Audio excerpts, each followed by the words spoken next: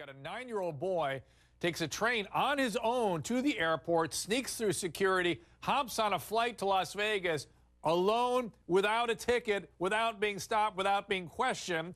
But this, apparently, just the latest misadventure. A few weeks ago, he allegedly stole a car. I think it was a truck, I heard. We're going to have a picture of it in a minute. And crashed it into multiple vehicles. And finally, a police cruiser. Oh, and did I mention this young man is Sam, 9 years old. Yes. Take a look at this. He had to be pretty smart and in the know. The 9-year-old boy somehow slipped past security and gate agents. Passed through the security checkpoints of TSA screening. It's a mystery how a child could have slipped through the cracks and traveled some 1,300 miles to Las Vegas. Till after the flight was in the air that the crew became suspicious. But it's still unclear exactly how he got past the ticket agent. Where are the parents, and how did he get past airport security? And the boy had apparently run away from home and even staked out the airport a day in advance. How do you let 110 people on when you only have 109 boarding passes? The night before, the boy allegedly stole a bag from baggage claim and then sat down at a restaurant in the main terminal. He allegedly stole a car a couple weeks ago. Well, we just find it amazing that a 9-year-old would actually have the street smarts to do what he did. He didn't pay for his meal of chicken tenders and a soda before leaving. I think they should take him to the tables and let him play a little, because his luck was doing well, once he got to Vegas. Resourceful, industrious. Right, crafty. I mean, this is a crafty, ballsy criminal at 9 years old, Dr. Drew. Criminal. Yes. Interesting. Crafty, resourceful, psychopath. We'll find out. Joining us tonight, Judge David Young, former Florida criminal court judge and host of Justice with a Snap, CNN.com and Daily Beast contributor Dean Obeidallah. Lonnie Coombs, former prosecutor and author of Your Perfect and Other Lies Parents Tell. Emily Miller, senior editor of Opinion at the Washington Times, also author of Emily Gets Her Gun. And joining us by phone, Rochelle Olson from the Minneapolis Star Tribune. Rochelle, what can you tell us about this kid? Well, he's 9 years old. He's apparently been pretty crafty in the past, managed to sneak into a water park, he claims, a couple times, took the light rail train there. Also, apparently hijacked a truck and drove it in a police chase until he ran into a police car in another city where he was stopped. So he drove the car to another city, a 9-year-old. What was he? I'm trying to. Was he on an apple box? That's what I was wondering. Is he standing on the seat with a broomstick pushing on the accelerators? Guys, Dean, you're reacting to this. Go ahead. This kid is amazing. Why are we criticizing him? He's 9 years old. We should have a reality show about him. It's so much better than Dancing with the Stars. Look and think what he could do by the time he's 11. We need someone this crafty and resourceful in Congress. This is my idea. We should have him run for Congress, the kid. I think he's amazing. I mean, as long as he doesn't hurt himself, and he is, potentially committing a crime, that's true. That kidding aside. But on another level, he's a young man, very resourceful, very bright, makes a plan, and follows through with it, and I give him a lot of credit for that. And at least he's doing something, unlike Congress. You guys are scaring me. Emily, really? And we may have guys like that in Congress. That's what scares me. Emily, what's your reaction?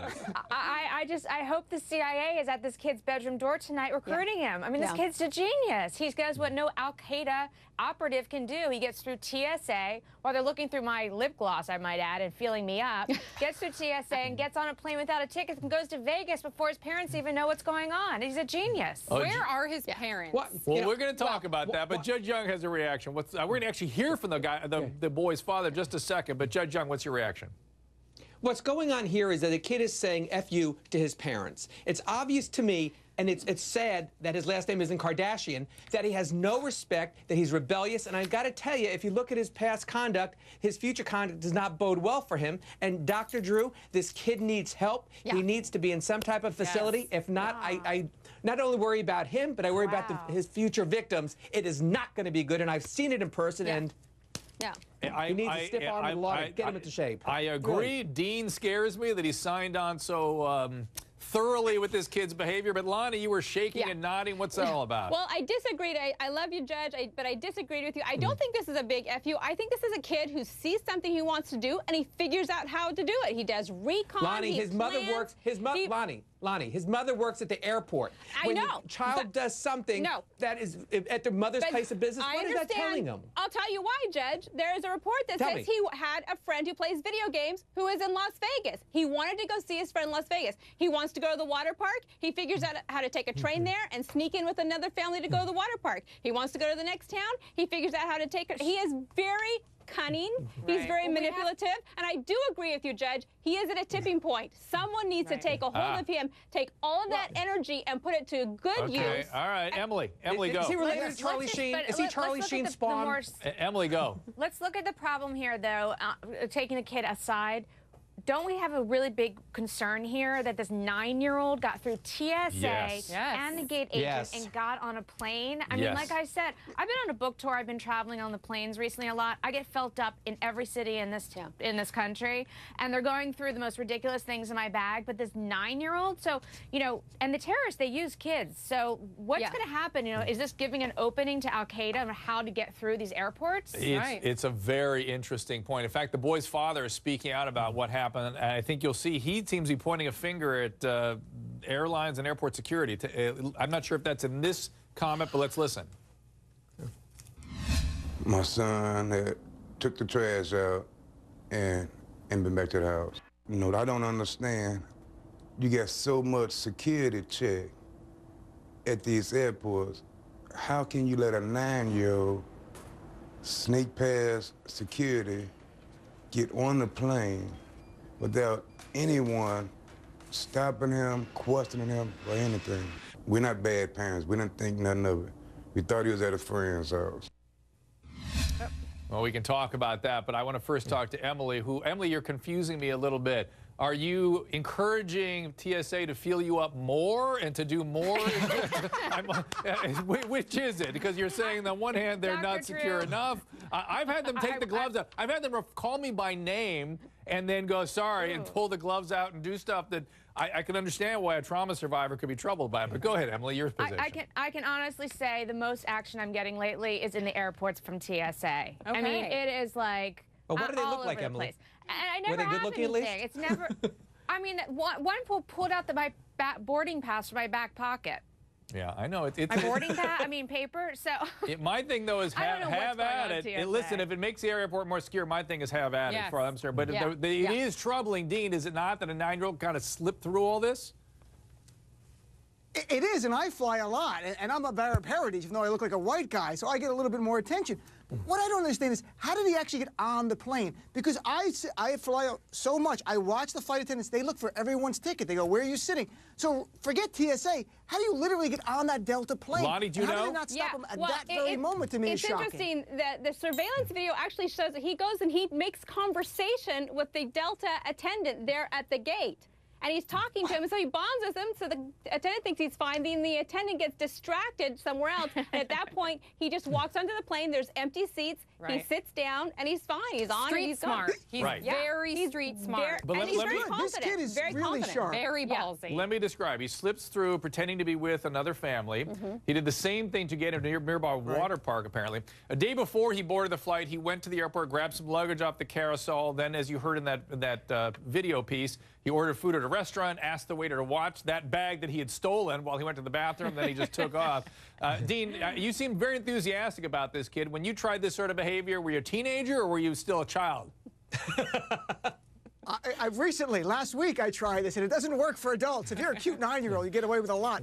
Let's be honest. I mean, it is misdirected, but what he's doing, thinking about engaging in conversation so you don't get attention, you get on a plane, scoping out, doing recon the day before, so we can mock that part of it. But those skills are great, and if he can be directed in a way to use that in a positive way, there's a lot of potential there. Let's be honest, on a serious note. That's why you need intervention now. Yes. I agree, Judge. Sam? What's troubling is that What's troubling is that this type of behavior is funny on TV. I mean, we see Kevin on Home Alone doing it. We see Shortstop and Indiana Jones stealing cars, and we laugh at it.